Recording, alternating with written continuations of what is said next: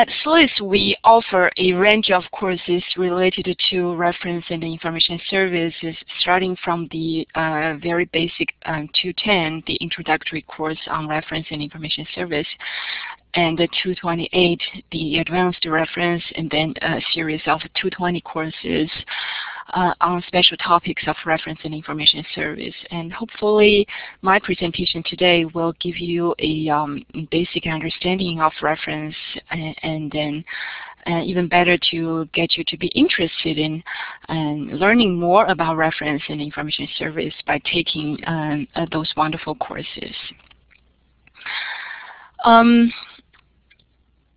To start off my presentation, I would like to give a little background information about myself. I'm trying to advance to the next slide, but for some reason the arrow key is not working. Okay, there we go. Originally, I'm from China, and I got my bachelor's and master's degree from Peking University in Beijing. And then I went on to work at the university library as a reference librarian for 2 years. And in China, reference librarians at academic libraries have pretty much the same responsibilities as librarians here in the United States, except for two things. First, when faculty members go up for tenure, they will have to provide a list of their publications to showcase their research. But the university requires that the list be verified by librarians. So we do a lot of verification for faculty members to check their publications to make sure that they're telling the truth. They have published what they have published.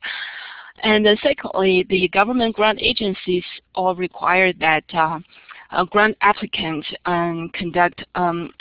provide a statement saying that their research is original, the research topic has not been investigated before, but the literature searches have to be done by librarians. So these grant seekers, the grant applicants will have to go to the librarians and have the librarians do the literature searches, and then to issue a statement saying that, well, I've done the searches, and yes, the topic has never been investigated before, so it is original. And then they can go on with their application process. So these are just two things that are a little unique in China, which reference librarians don't do here in the United States. But the rest of the job responsibilities are pretty much the same, which I will talk about in my presentation later. And after 2 years working as a reference librarian, I've decided that I'm going to pursue a PhD degree because I really love teaching and I enjoy doing research as well. And so it's necessary for me to get a doctoral degree in order to do that. And then I came to the United States to get my degree from University of North Carolina in Chapel Hill. And I graduated from the program in 2007, and then I just moved across the country to the West Coast and started my job at San Jose State University. So it's been 5 years now, more than 5 years now, since I started, since I joined SJSU here. So that's just a little bit of background about myself. And research interest-wise, I am particularly interested in the interaction between users, information users, and information professionals, and information itself. And I think it's just very fascinating to look at how users seek information and seek information assistance from information professionals, and how then the professionals are helping them get what they want and get what they are looking for. And particularly the interaction between users, library users, and the reference librarians. We know that reference librarians offer information assistance to library users in their information seeking process. But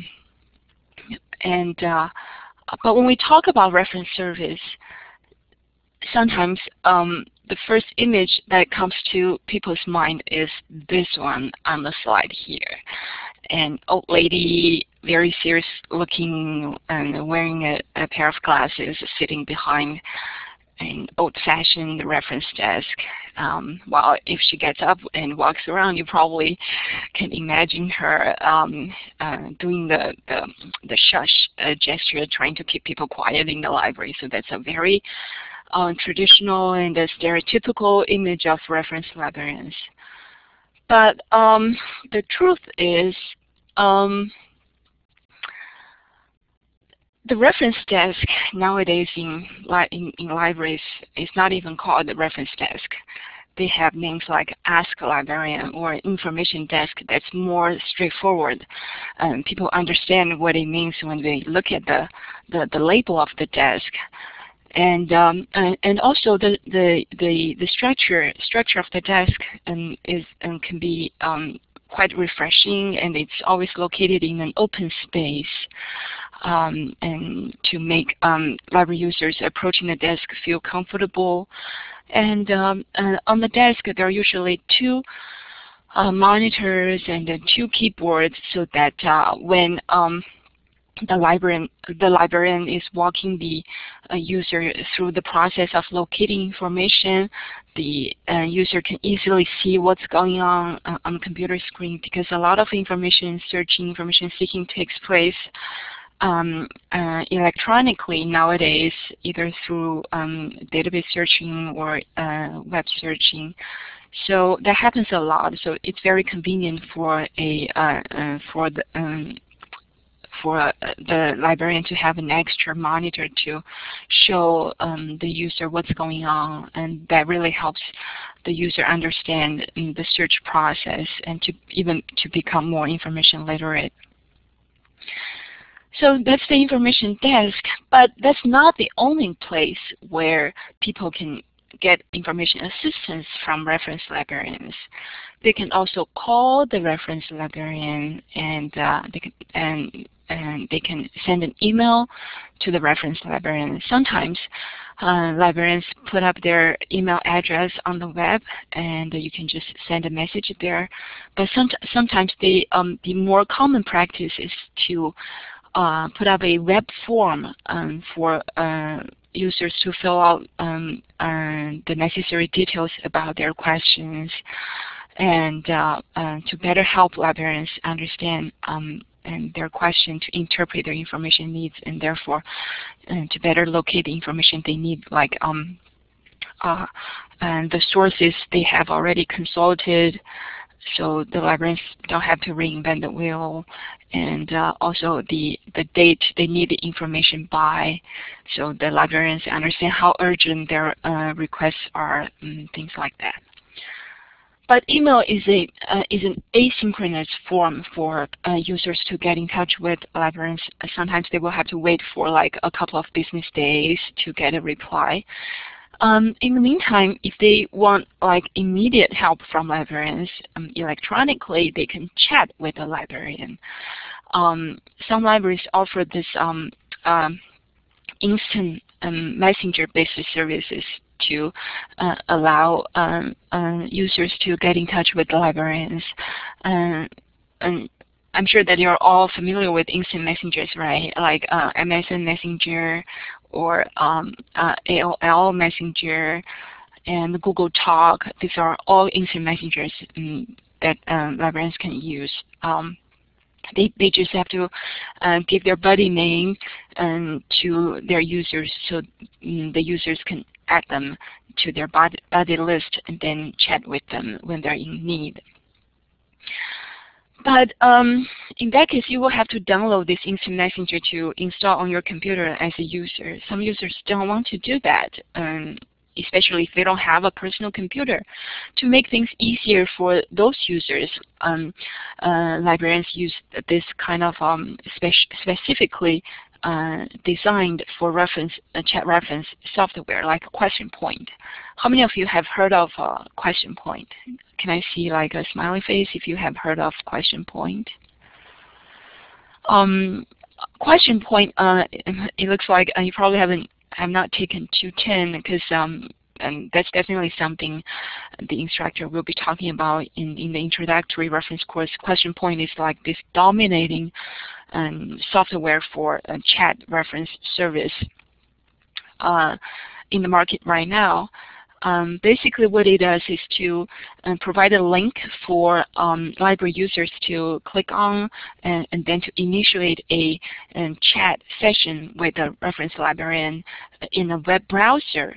And then librarians can log into their question point account, and then they will see that this question has been submitted by the user, and then they can just click on the question, and then they can engage in this online synchronous real-time chat session with the user.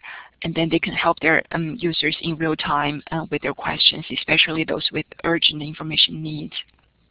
So I'm going to type up this name of the software question point. So you can just Google it, and then if you're interested in looking at it a little bit more. So that's chat reference. And nowadays, with with texting gaining more and more popularity as a communication venue, libraries are embracing this technology to provide reference service as well. So library users can send a text message to their librarians asking questions and receive responses in the same format, in the format of text messages. So that's the most recent form of reference service. And not only we have reference service in our real life, in this virtual world Second Life, there's also a reference desk staffed by the avatars of volunteer reference librarians. So if you have an avatar, if you are active in virtual world like Second Life, and if you have a reference question, you know where to go, the info island where the reference desk is located, you can go there and ask questions to reference librarians there. And once you get there, you will probably see the fancy avatars of reference librarians that resemble nothing to their real life images. But I think that's really interesting, because that's where librarians get to unleash their creativity to create an image that they're fascinated about, and because they don't have to be the real to be their real self in this virtual world image-wise. So I think that's just very interesting. So as you can see, we have this wide variety of venues for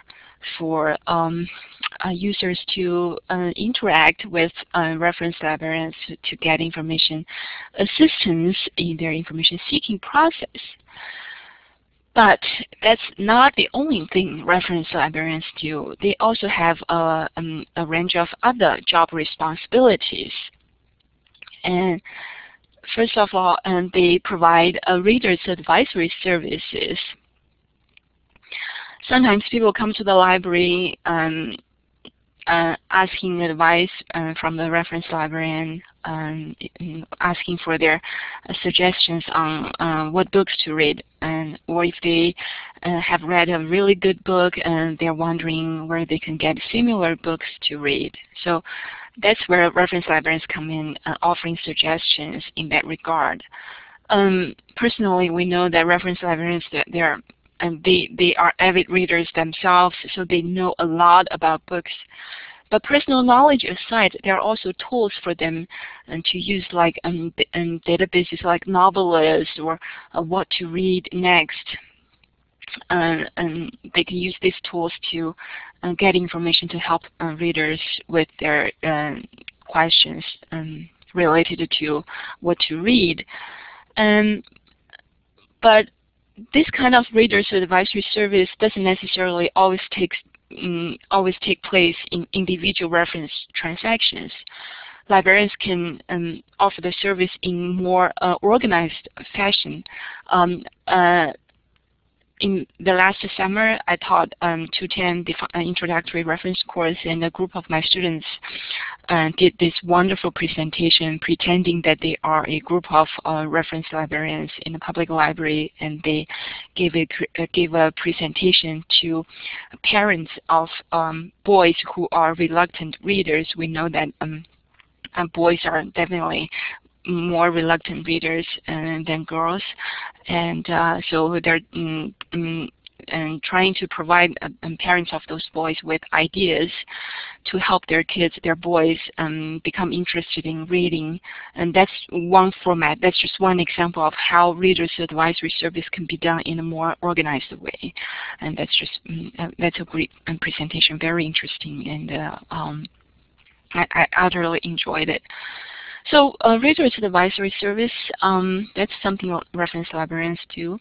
And they also provide information literacy instruction to their users, particularly for students in an academic setting. So reference librarians that work in an academic library almost always have to have this responsibility on their shoulder to provide information literacy instruction.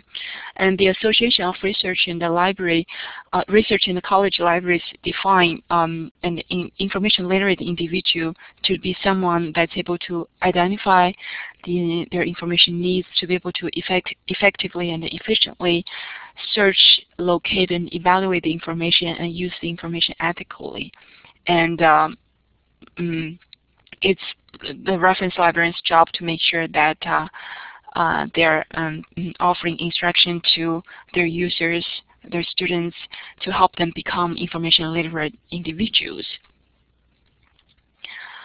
And they're also responsible for selecting and evaluating print and electronic information, which includes both the print and collection, print reference collection, and electronic databases. Particularly in an academic setting, if you work at an academic library as a reference librarian, usually your title is not reference librarian. Instead, it could be something like a subject librarian. You are responsible for a number of disciplines or subject areas on campus, and you need to provide information literacy instruction for students in those disciplines, and you're responsible for developing collections in those subject areas. So it's very important for you to understand the needs of your user community, and so that you can properly select and evaluate information and for them to access. And reference librarians also create finding tools and tutorials. This is an indirect way for them to provide information assistance or to provide information literacy instruction. Because when people have a question, they come to us, we don't just give them an answer. If we just we hand them the information they need, basically we'll just give them fish, which will feed them for one day. But if we teach them about the search process, how to locate the information, to help them become an information literate individual, we are teaching them how to fish, which will feed them for life. So that's what reference librarians are trying to do through both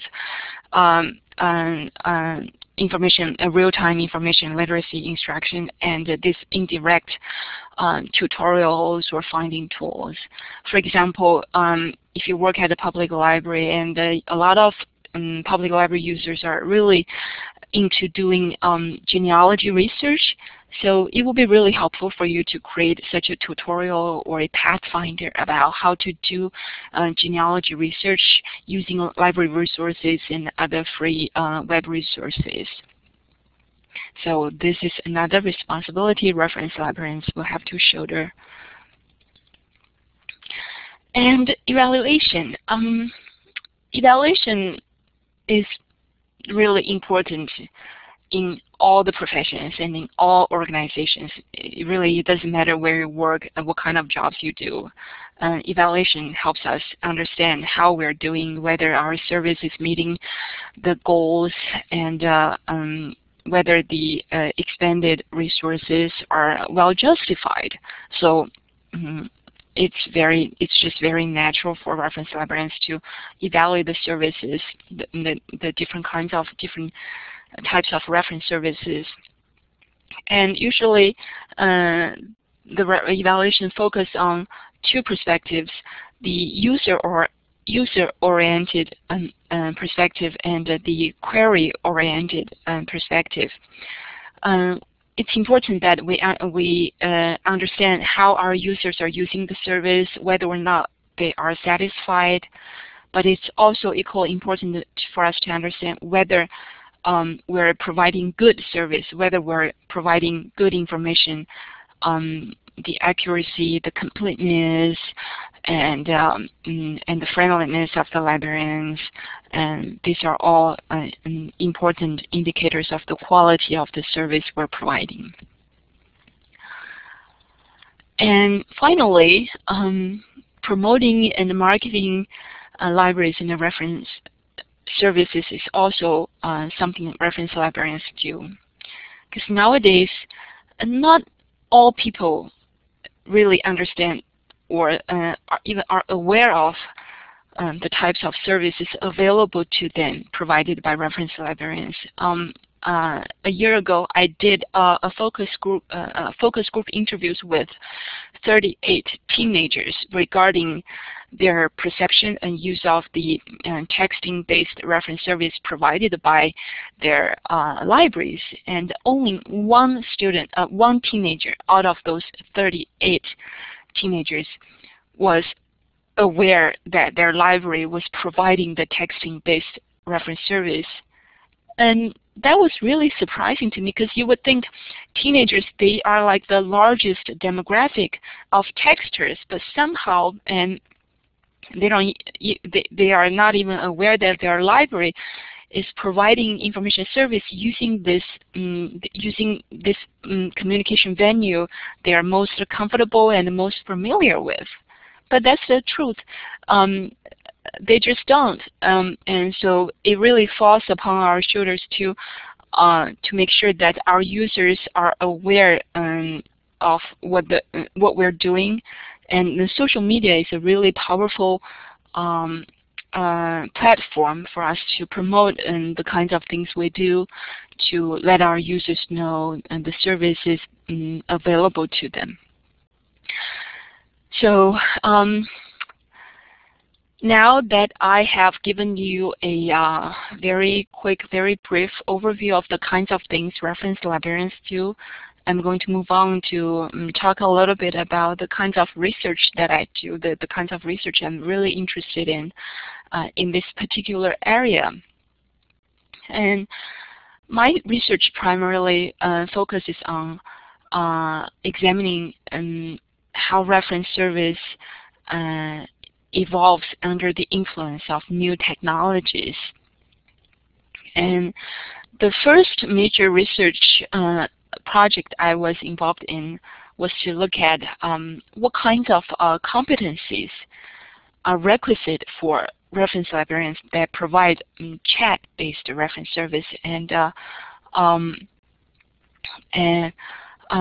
what kinds of training that we can provide to effectively and efficiently deliver those competencies to librarians. And that was actually my doctoral dissertation. What you see here on the screen are the interfaces for question point, and the one on the right here is the interface for users.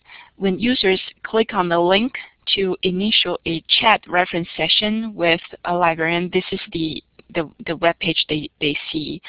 And on the left side of the page, you can see there's a box at the bottom for them to enter their messages, and then the chat transcript will show up on this side. And on the right side of this page, basically that's where librarians can push a web page to the patron, to the user's screen. And so the librarian can walk the user through the search process by constantly pushing the web page to the user screen. And this on the left side of this slide, you can see this back-end screen capture for the librarian interface when they use question point to get connected with users to answer their question. In my tutoring class, I always show students what it looks like by doing a demonstration. But for this presentation, because of the time constraints, I can just only give you this screen capture for you to get a sense of what it looks like, what the librarian interface looks like, and what the user interface looks like. So this is basically how users and librarians interact in chat reference, this online real-time synchronous reference service. And what you see here on this page is this competency achievement model. Basically, this model tells us that when the environment changes, like when chat reference appears and it's something new that librarians will have to master, and that poses new challenges to their skill set. So that means there will be competency needs, changing competence needs, evolving competence needs, and therefore we will have to determine what competencies are needed, and so that we can establish training and education requirements to impart these competencies to them. And eventually we will evaluate the efficacy of this education and training by looking at how librarians are demonstrating their competency achievement in the workplace. So my research really draws upon this competency achievement model to examine the competencies and reference librarians needed when they provide chat reference service. My findings indicate that some of these traditional or fundamental reference competencies like reference interview skills, familiarity with resources, particularly electronic resources, these are still very important competencies because we need to be able to conduct reference interviews to interpret users' information needs, and we need to be able to have a solid knowledge base of the resources that we can rely on to search for information to help users fulfill their information needs. There are also competencies that are highlighted in chat, which means they're particularly important in chat reference, like customer service and keeping users informed by constantly notifying them of what the librarian is doing, and the ability to work under pressure. This is probably because chat reference happens in an online environment, and the users don't get to see the reference librarian. And so if you are doing the searches online, and if you don't let the user know what you're doing, the patron or the user will feel like they don't know what's going on. They feel left out. And so it will be really helpful for them to have some kind of a constant connection with the librarian. And of course, since you're dealing with technology, it's always more stressful, so the ability to work under pressure. And there are also competencies specific to chat reference, like online communication skills and the use of software. And chat reference makes it possible for librarians to collaborate with each other, to take turns to staff the service. So it really helps if they have a good knowledge of other participating library resources. So these are the important competencies. And in terms of training, providing the training for them, the show and tell is always a good way for them to understand what they need.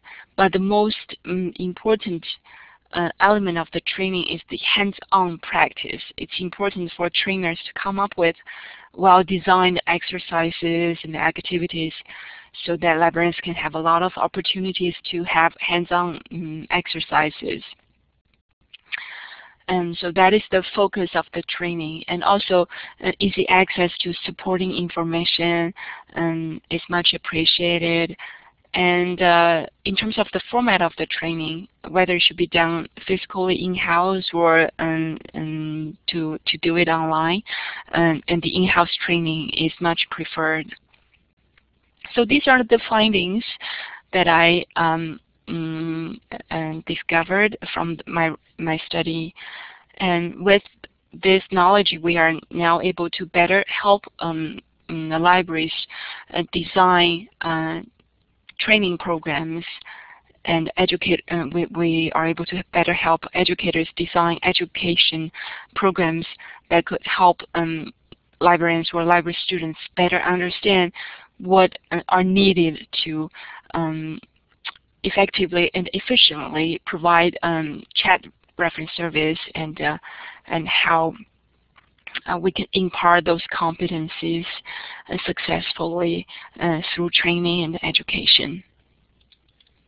And my second major project is about texting-based reference service. I call it a text reference service, and this project was funded by the Institute of Museum and Library Services, and it was to look at the best practices of text reference service. And I looked at it from multiple perspectives, like user perspective and the librarian perspective, so on and so forth.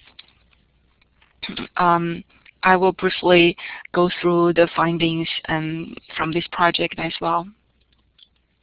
But first of all, let's see how a text reference service works.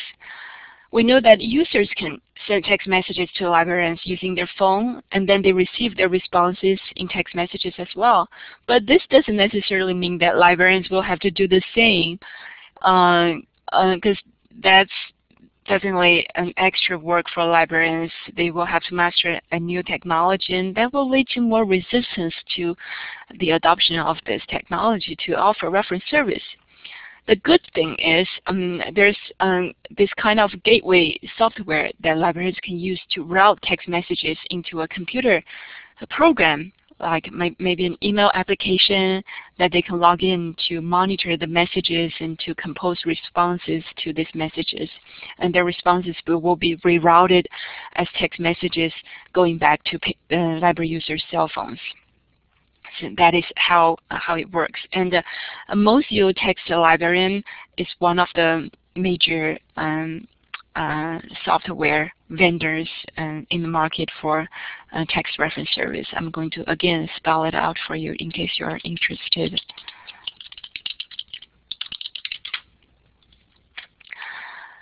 And for my study, I worked with MyInfoQuest, which is a collaborative text reference service participated by over 20 libraries across the nation. They take turns to staff the service to answer questions from users of all the member libraries, because that's a more efficient way to use resources and manpower, especially for libraries with really small budget. Because you know, to subscribe to software like text librarian, it can be quite costly. But if we pull the resources together and share the cost, it's much more affordable. And I worked with the service for my project, and so they are a great partner. First, I look at the kinds of questions people ask in text reference service. And the findings indicated that I looked at over 3,000 transactions, so that's quite a significant number of transactions, and I learned from that. many transcripts that are over 70%, close to 70% of the questions are ready reference questions. Ready reference questions are those that are really brief and straightforward, that only require a single piece of information as the answer, like how tall is Barack Obama, and where is the capital of China, and questions like that, as you can see from the sample of questions here.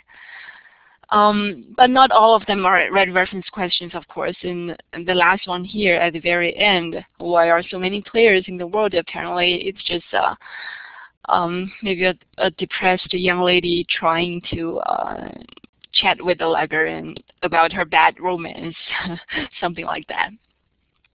But it's just very interesting to look at all those questions.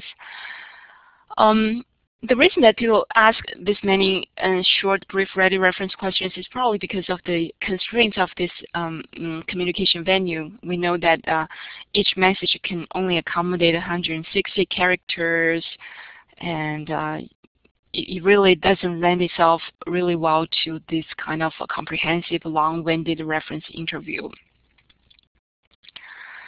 And also, I looked at the competencies that are requisite, that are essential for text reference service, the kinds of competencies text reference librarians will need in order to provide the service successfully.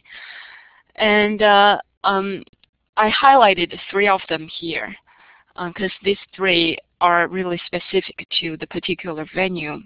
As you can see, they are all, at least the first 2, they have something to do with the characteristics of the communication venue. It requires that librarians answer the questions concisely, quickly, and accurately, because using text messages, users expect a quick response, and the constraints of the venue really don't allow librarians to elaborate, so it has to be concise.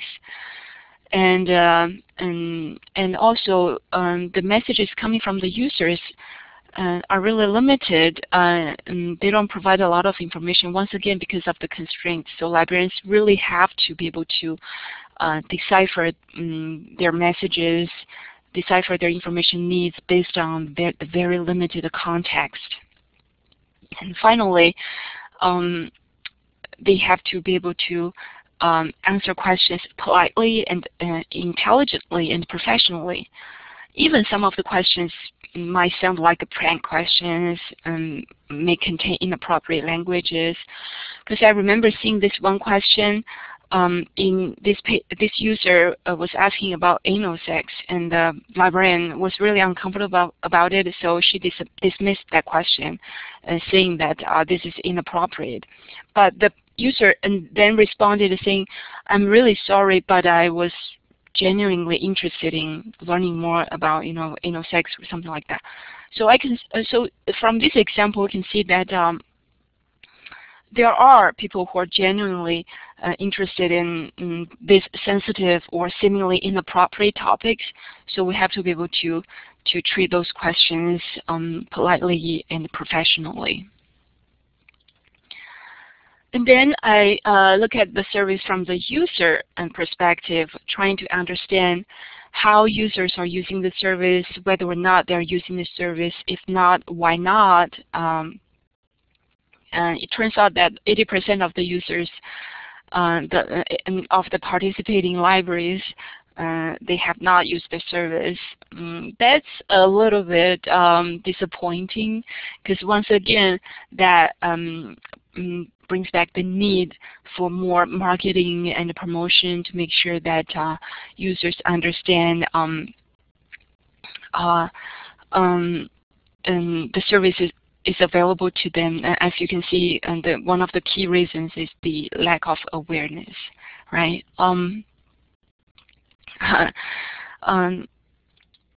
Since we are almost running out of time, so I'm going to go over the last few slides very quickly. And for users who have used the service, about only 15% of the library users have used the service. I asked them about their perception of the service, like and their experience of the service, like how they discover the service and what they really like about the service.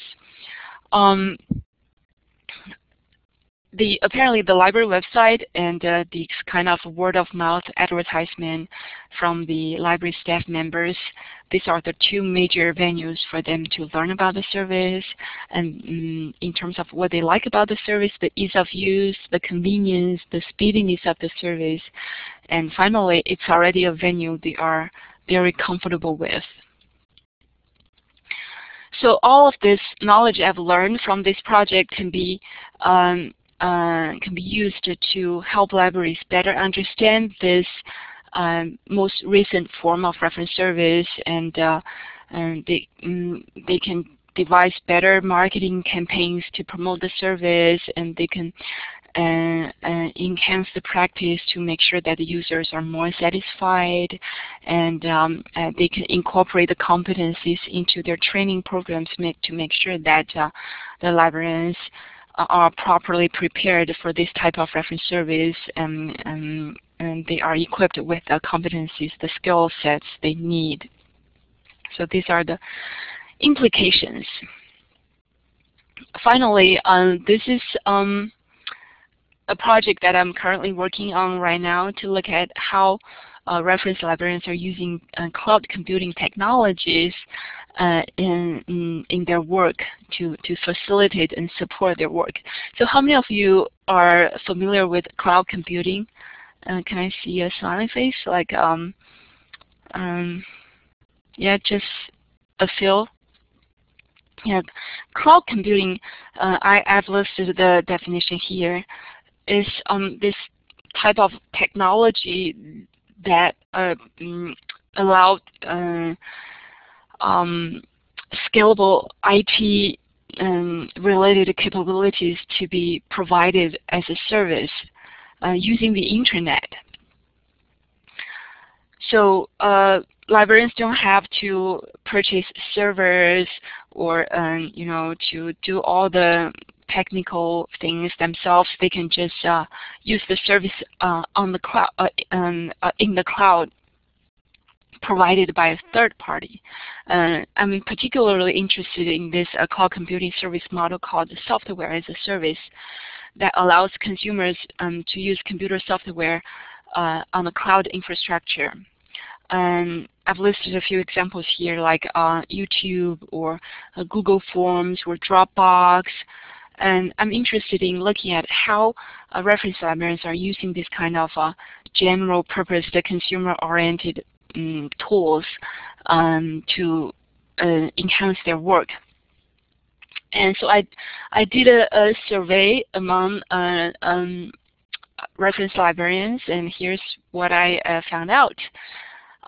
It's probably a little difficult to see on the slide here because there's so much that I try to put in the table.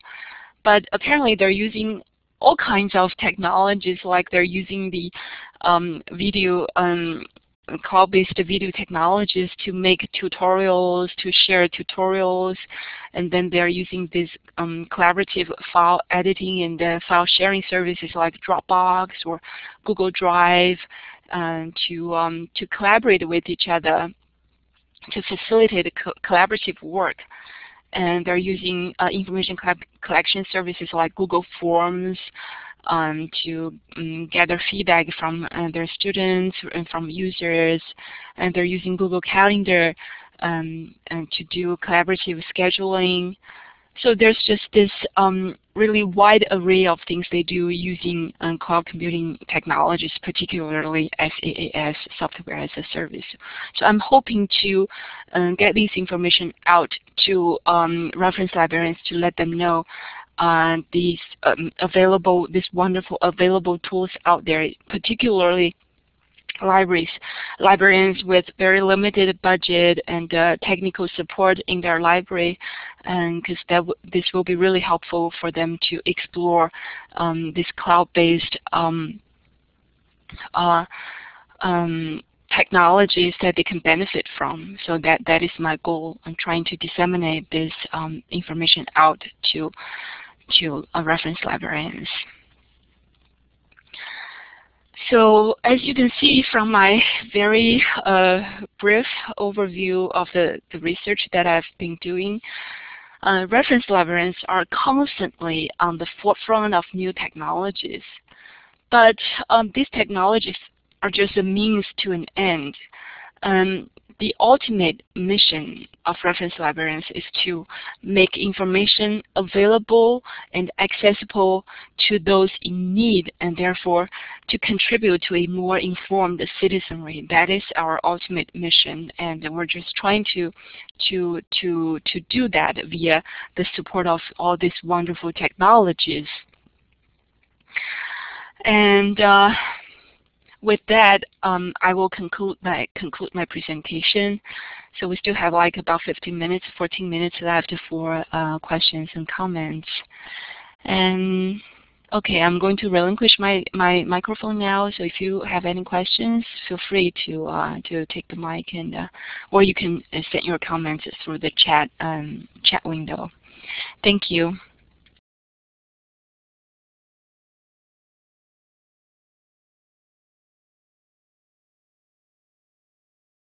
To answer Tiffany's question, usually librarians just offer a really polite and professional reply, maybe something like, your language is inappropriate, and I'm afraid that this is not a proper venue for your questions, for something like that. Usually librarians, they work out language like that beforehand, and so they can just do copy and paste when they see prank questions or questions with abusive or inappropriate language. It's really up to the librarians as a collective group to work out the language for everybody to use, so they can have a consistent front.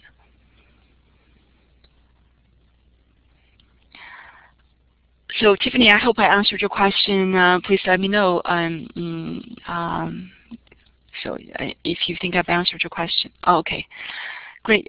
Lauren, to answer your question, that's a really great question. I talk about that in my reference class in the last unit about the future of reference, because there are always so many new technologies coming up, and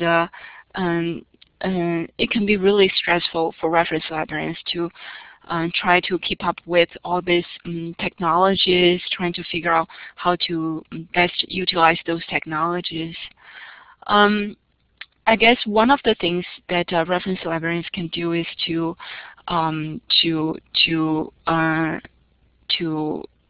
take advantage of their professional network.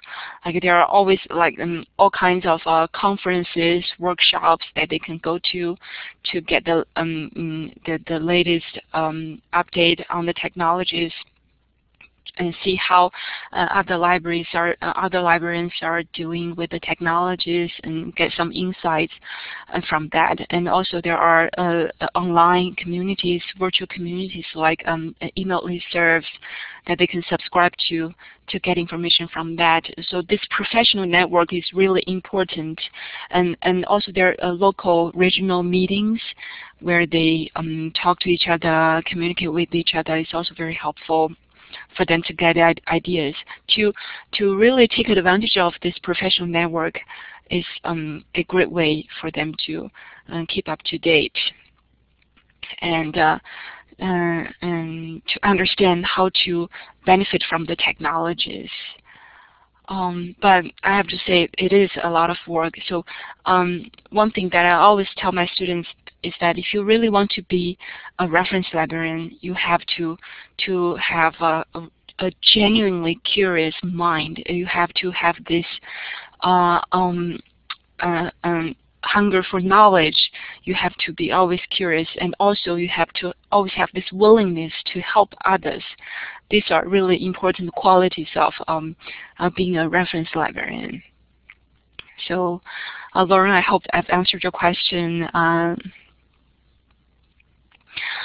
Okay, Donna, I'm reading your question right now. That's a great question as well, Donna. You know, a lot of people are talking about the demise of the reference desk because you can access reference librarians, you know, from all these other multiple venues. But I have to say, sometimes the reference desk is more than a place for information, especially in small community libraries or public libraries. The library users are really connecting with their reference librarians, and the reference desk is more like a social place for them to be there to talk to the reference librarians, to ask for information, but in the meantime they're developing a relationship with the reference librarian. So this goes back to this philosophy that's been going on in the library about library being a place instead of just a source of information. In my class, in my reference class, I asked students to shadow a reference librarian at a reference desk, and a lot of them come back telling me that they still see a lot of traffic at the reference desk because there are people who are considered to be disadvantaged or to be in this vulnerable population. They don't necessarily have access to the internet or to the and the technologies that we just take for granted, and they come to the library. They ask for help at the reference desk. So I think for that particular segment of our society, reference desk will always be meaningful to them, and to be an important component to ensuring equitable access to information for that particular segment of our community. And I hope I answered your question, Donna, and let me know.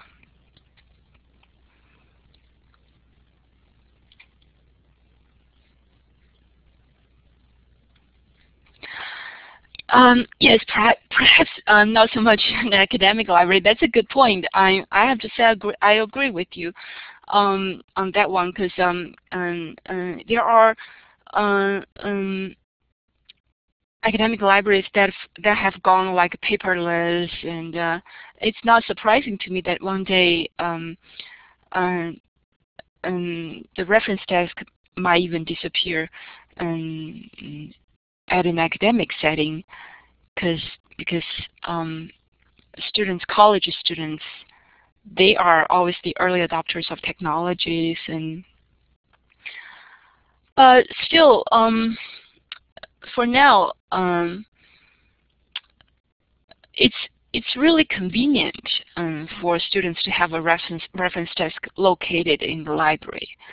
But just simply for the sake of convenience, I don't see reference desk in academic library going away anytime soon, because library is also a study space for students when they're there working on their assignments, preparing for their midterms. When they have a question, they can just go to a reference librarian at the desk and ask questions very quickly and get help. That's just for the sake of convenience. But maybe in the future, when they become, like, you know, all these digital natives, they become so comfortable with technologies, maybe even talking to people can become something they're not that comfortable with, and they might end up just texting a librarian from the library, or chatting with the librarian from the library instead of approaching the reference desk. So that can happen in the future, seeing how young people are immersed in this technological environment nowadays. So yeah, that's a good point. I'm reading Evan's question.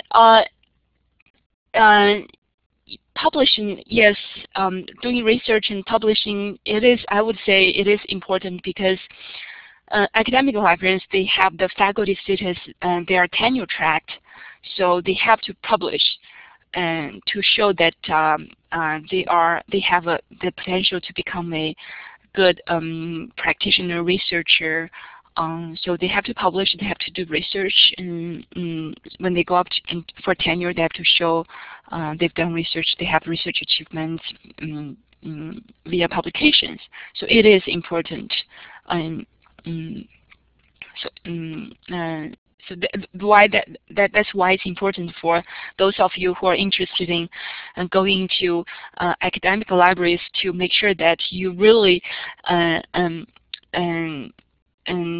take your 285 seriously, the course about research methods, because that's a really important course for you to understand how to do research, because in the future, if you work at an academic library, that's a must.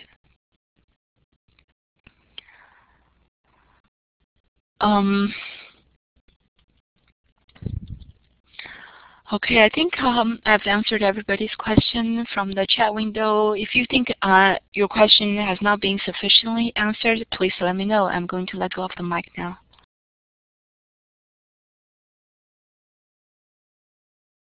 Okay, thank you, Dr. Luo, for doing this presentation. This was a great presentation. If anybody has any questions, you can always go to her faculty page and ask, send her a message, or you can send it for her class. Thank you. Thank you, Marquita, and I really enjoyed having this opportunity to talk to you about reference and about my research in reference. And as Marquita mentioned, if you have any questions, you can go to my faculty page and send me an email from there, or you can take my class. Okay, thank you, everyone, and I wish everyone a great evening. Bye.